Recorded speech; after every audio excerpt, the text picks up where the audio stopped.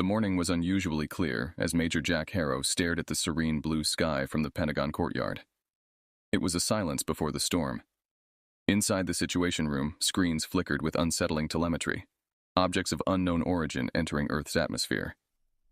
"Major Harrow, you need to see this," called General Mason, his voice tense over the commotion of analysts and military advisors scrambling for information. Jack entered the room, his gaze immediately drawn to the radar images. What's their trajectory?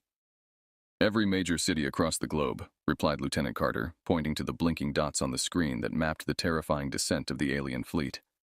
The room fell eerily quiet as everyone absorbed the reality. "Initiate Protocol 2-1 Alpha. Get me the President on the line and scramble the interceptors," General Mason commanded, his experienced hands steady despite the chaos.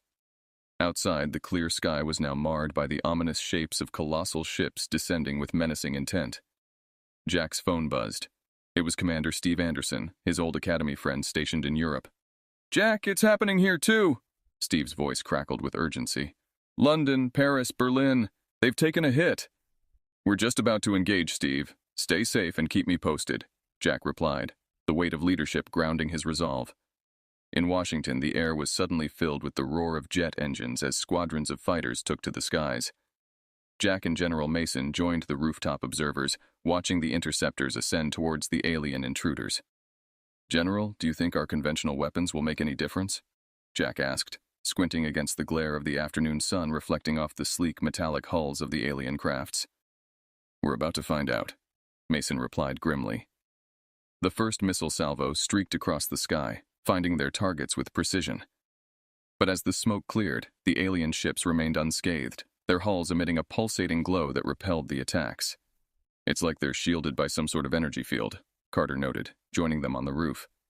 "All right, back to the drawing board. Carter, I need options." "Mason, let's coordinate with NATO and see if they've had any luck," Jack directed, his mind racing for solutions.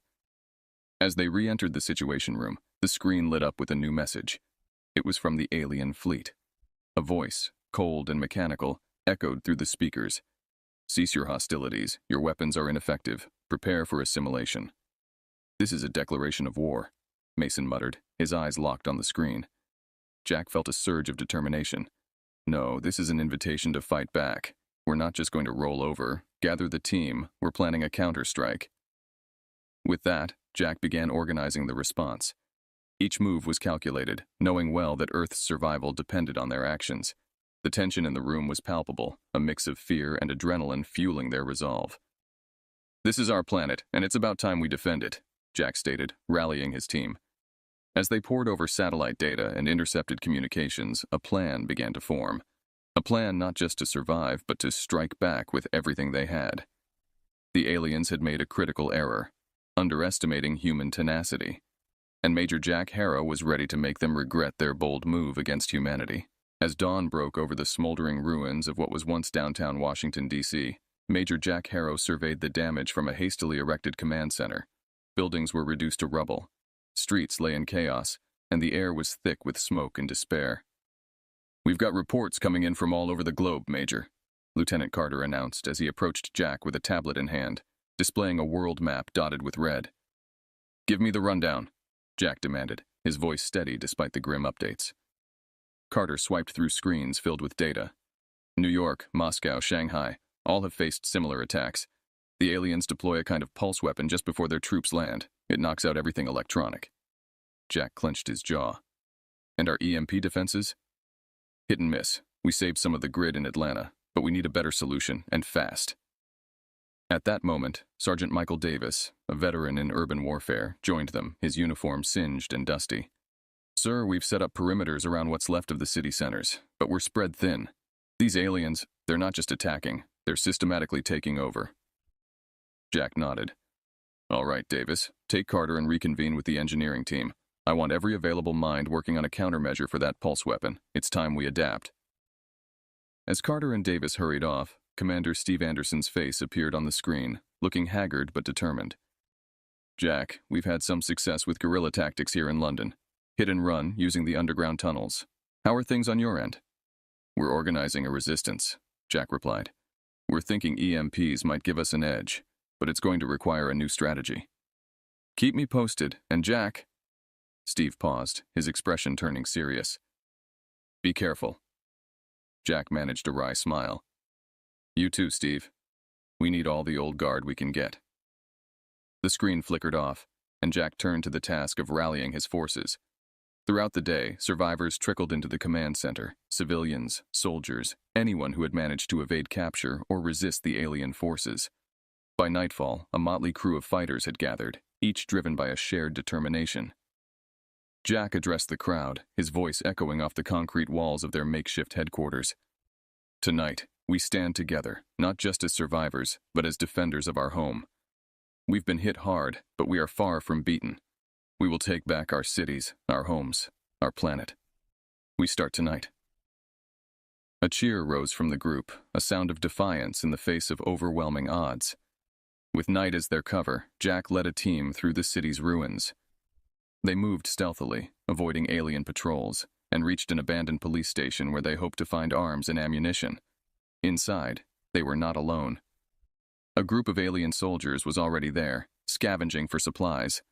Without hesitation, Jack signaled his team, and a silent firefight ensued. They were outnumbered, but not outmatched. The encounter was brief and brutal. Jack's team emerged victorious, securing not just weapons, but crucial intel from the alien equipment. We've got their comms equipment, Carter said, holding up a bizarre luminescent device. Maybe now we can start to understand their tactics and predict their next move. Jack nodded, examining the alien technology. Good work. Let's move out before they send reinforcements. This is just the beginning. As they retreated into the shadows of the night, Jack knew they had won a small victory in a much larger battle. But it was a start, and for now that was enough to renew their hope and harden their resolve. They were down, but not out, and they were ready to fight back, one pulse at a time. The makeshift war room, set up in an underground bunker beneath the remnants of the Pentagon, buzzed with activity as Major Jack Harrow convened his top advisors for a crucial strategy session. The walls, lined with maps and digital screens, depicted the grim status of global hotspots where the alien invasion was most intense. All right, team, Jack began, his eyes scanning the room, meeting the gaze of his assembled officers. We've got a potential game-changer on our hands. Lieutenant Carter stepped forward, activating a holographic display that showed a looping video of their last encounter with the aliens. Based on the data we've extracted from the alien comms equipment, we've discovered that their shielding fails momentarily when exposed to high-frequency EMP bursts. Murmurs of curiosity mixed with skepticism filled the room. Jack raised his hand for silence. I know what you're thinking. It's risky, but it's the best shot we have. Sergeant Davis, now in charge of the Resistance's tactical operations, leaned in, interest piqued. How do we deliver these EMPs? Our drones are down, and most airfields are under enemy control. Jack turned to Dr. Emily Harris, a civilian scientist who had been working closely with the military to adapt human technology against the alien threat. Emily, you want to take this? Dr. Harris nodded, her expression one of cautious optimism. We've retrofitted old commuter trains with EMP generators. They're crude, but effective. We can use the rail systems, many of which are still operational, to deliver these EMPs directly into the heart of alien-controlled areas. The room fell silent as the implications of her plan sank in. Finally, Commander Steve Anderson, joining via a secure video link from Europe, broke the silence. It's brilliant. It gives us a mobile, hard-to-detect delivery system. We can strike multiple targets simultaneously without risking more aircraft. Jack smiled slightly. Exactly. Steve, I want you to coordinate with our allies in Europe.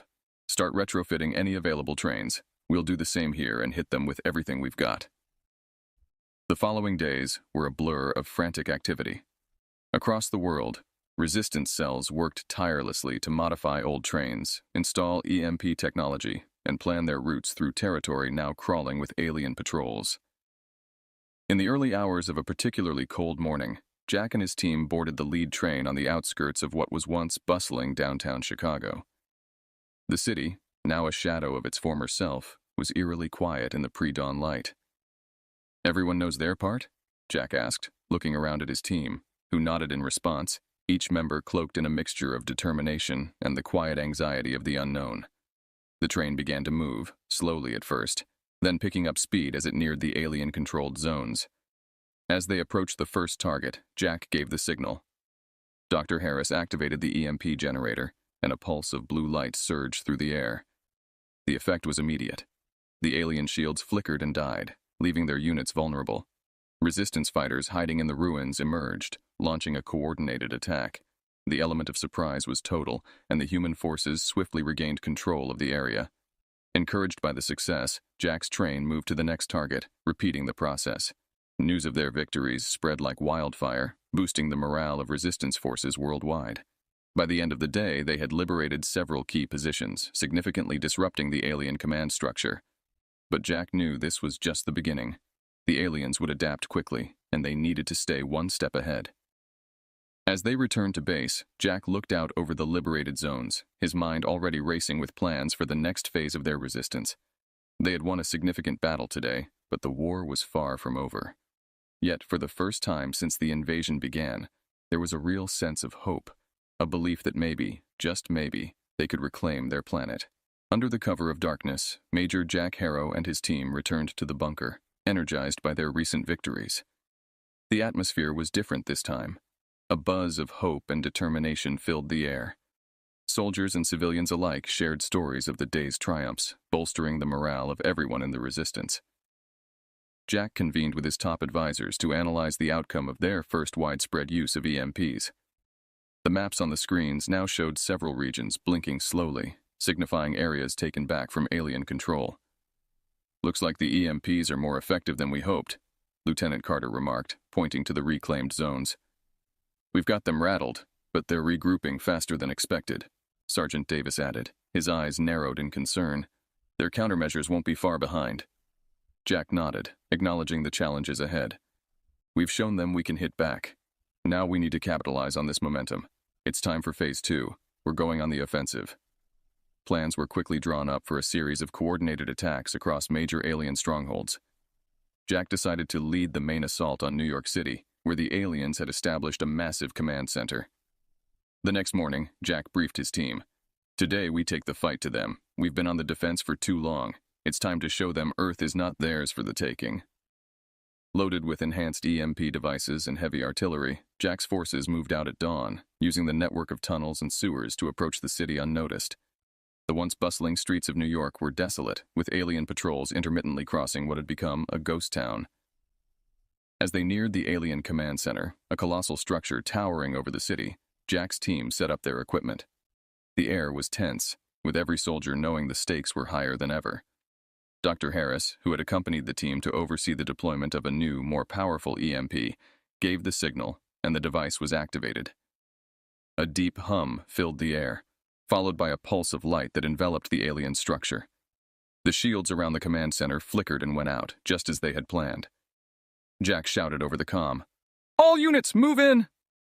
Resistance fighters surged forward, engaging the disoriented alien troops.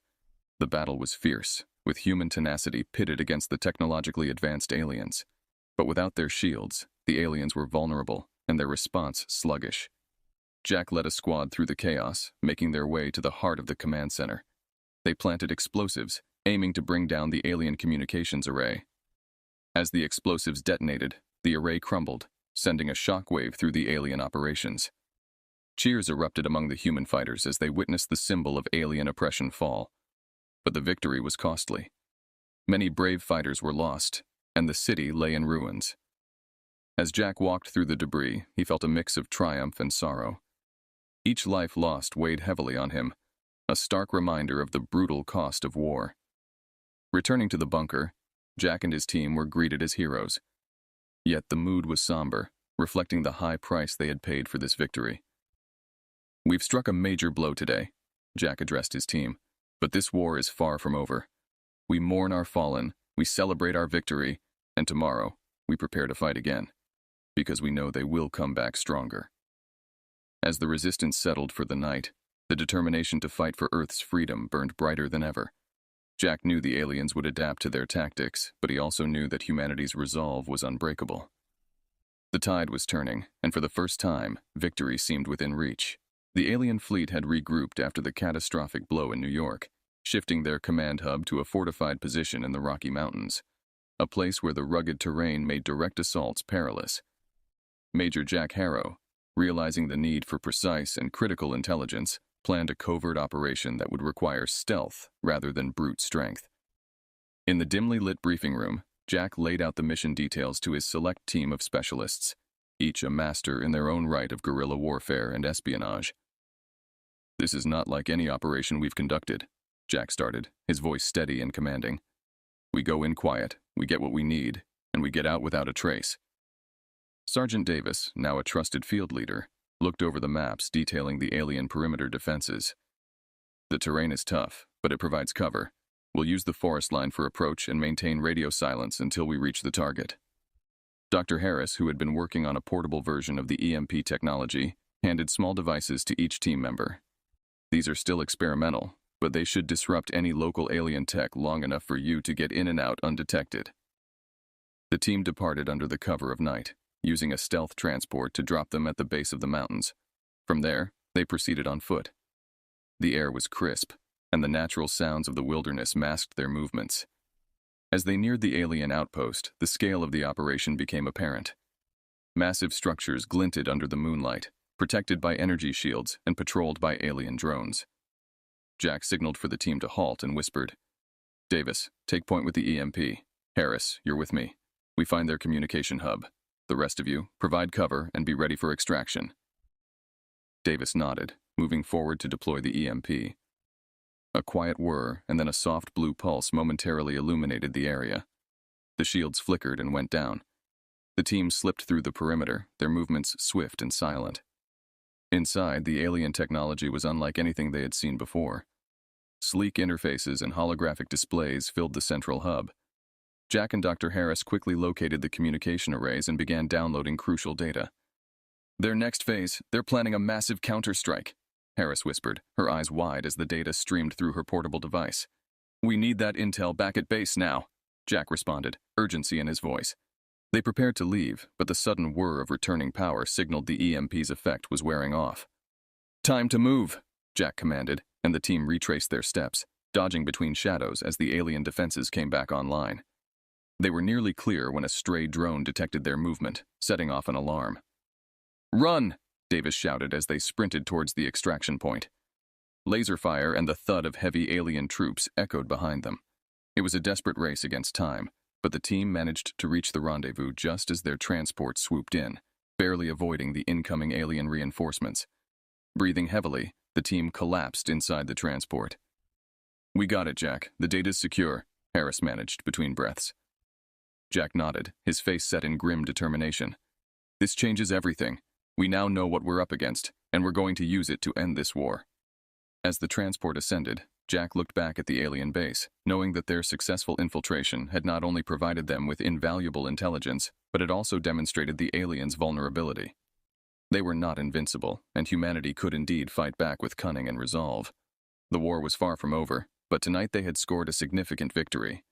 With the intelligence gathered from their daring infiltration, Major Jack Harrow knew the time to act was now. The alien forces were planning a massive counteroffensive that could potentially end the human resistance once and for all. Armed with this knowledge, Jack planned a preemptive strike that would not only disrupt the alien operations, but also give humanity a fighting chance to turn the tide permanently. In the early hours of the morning, as the first light crept over the horizon, Jack convened a meeting with his key leaders in the Resistance's Central Command. The room was tense, each person aware of the weight this day carried. "Based on the intel Dr. Harris secured, we know the aliens are amassing forces in the Nevada desert. They're preparing to launch a series of kinetic bombardments that could wipe out our remaining strongholds," Jack explained, pointing to the satellite images on the screen showing alien activity. Sergeant Davis leaned forward, his expression grim. "So we hit them first." "Exactly," Jack confirmed. "We have a narrow window to strike before they're fully operational. We'll use everything we have: air, ground, EMP strikes, the works." The plan was set into motion. The Resistance mobilized all available units, converging on the Nevada desert from multiple directions. The element of surprise was crucial. The aliens had not expected the humans to attack with such coordinated precision and scale. As the Resistance fighters neared the alien base, Jack was in the vanguard, flying in a heavily armed stealth helicopter. Below him, the ground forces moved in, a mix of armored vehicles and infantry, all cloaked by the latest adaptive camouflage technology. Dr. Harris monitored the EMP deployment. EMP in 3, 2, 1, now!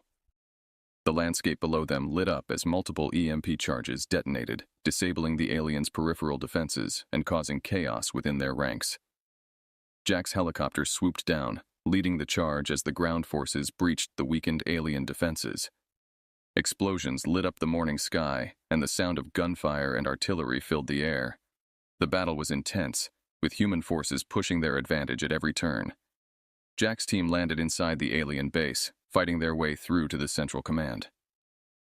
The resistance was fierce, but the humans were relentless. Amidst the chaos, Jack found himself face to face with an alien commander. The creature was imposing, towering over him with a menacing glare. Jack didn't hesitate. With a swift move, he used his combat training to disable the alien, knocking it to the ground. "Secure the commander!"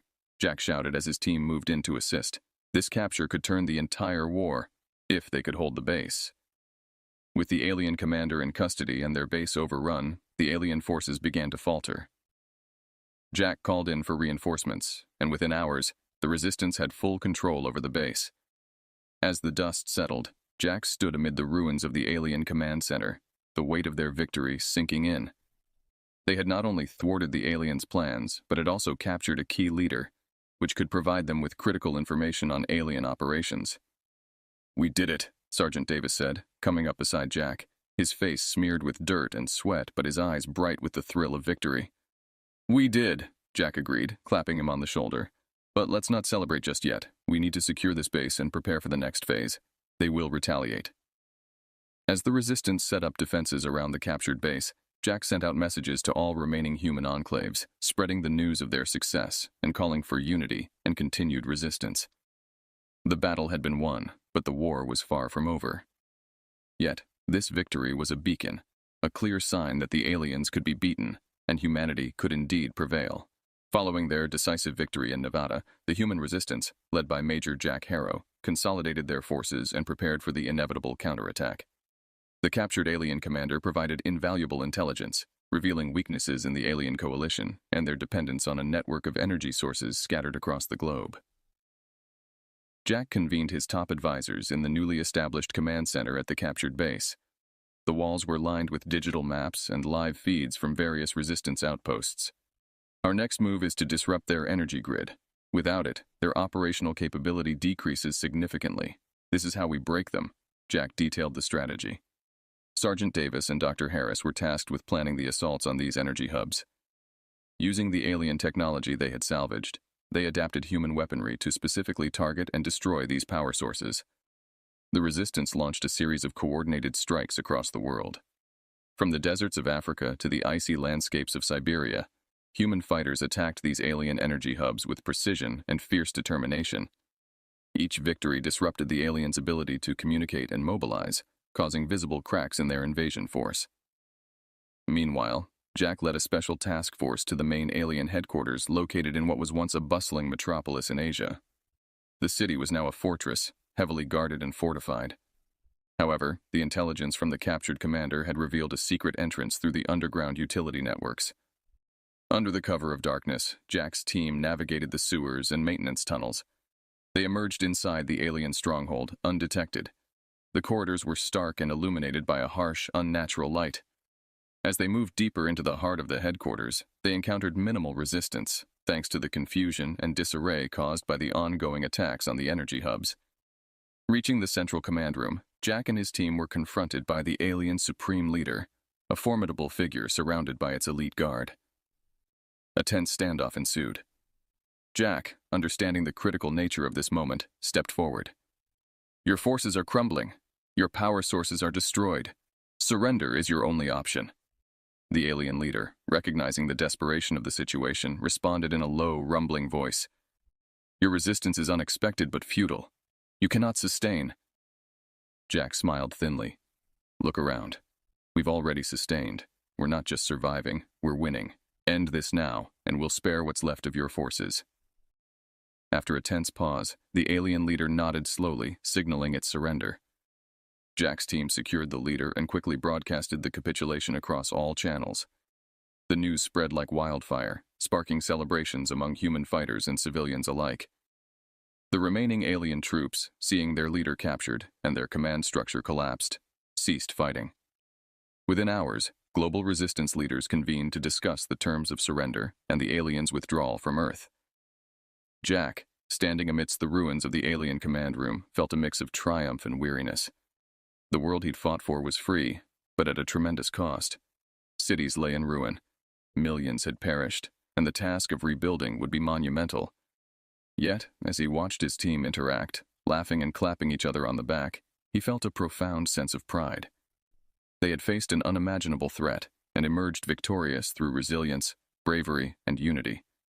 The war had ended, not with a final battle, but with strategic brilliance and the indomitable spirit of humanity. Jack knew the road ahead would be long and challenging, but for the first time in what felt like forever, there was hope. They could begin to rebuild, to heal, and to look forward to a future that was once uncertain. The days following the alien surrender were a whirlwind of activity. Major Jack Harrow found himself at the center of planning sessions, not for battles, but for peace and reconstruction. Global leaders and former resistance commanders converged in what remained of the United Nations in New York to negotiate the terms of the aliens' withdrawal and to lay the groundwork for Earth's recovery. Jack, weary yet vigilant, attended each meeting, his presence a steadying force for those still coming to terms with the end of the conflict. The discussions were intense, as representatives from around the world voiced their concerns and hopes for the future. "We have to ensure that this never happens again. We need a unified defense strategy," one diplomat argued, echoing the sentiment of many in the room. Jack listened, his thoughts occasionally drifting to the soldiers and civilians who had lost their lives. The victory was theirs as much as it was his, bought with their sacrifices.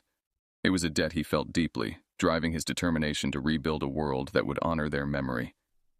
Outside the conference room, in the streets of New York, the signs of battle were everywhere, but so were the signs of humanity's indomitable spirit. People from all walks of life worked together to clear debris, distribute aid, and restore essential services. Despite the immense loss and the challenges that lay ahead, there was a palpable sense of hope and determination. One evening, after a long day of negotiations, Jack took a walk through Central Park, now a makeshift memorial for the fallen. Candles flickered in the twilight, each flame a testament to a life lost and a reminder of why peace had to last. As he walked, a young boy approached him, looking up with eyes that reflected the starlit sky. "Are you the soldier who saved us?" he asked, his voice tinged with awe. Jack knelt down, meeting the boy's gaze. "I helped, but it wasn't just me. It was millions of brave people, like your parents, friends, and neighbors. We all saved each other." The boy nodded, taking this in. "My dad says the world is going to be different now." "It will," Jack agreed, placing a gentle hand on the boy's shoulder. "But different can be good. We've got a chance to build something better." They stood together in silence, looking at the candles. After a moment, the boy handed Jack a small, homemade medal, cobbled together from scraps of metal. "For you, so you remember us." Jack accepted it, feeling the weight of it in his hand, light yet significant. "Thank you. I will never forget." Returning to the conference room the next day, Jack placed the makeshift medal beside his notes. It served as a reminder of why they were negotiating, so that no child would have to endure what this generation had. The final terms of the alien surrender were agreed upon, and a plan for Earth's reconstruction was laid out. It would take years, perhaps decades, to fully recover, but humanity was united like never before. As the last meeting adjourned, Jack packed away his papers, the small medal now pinned to his jacket. He looked around at the gathering of leaders, seeing them not just as representatives of their countries, but as partners in the monumental task ahead.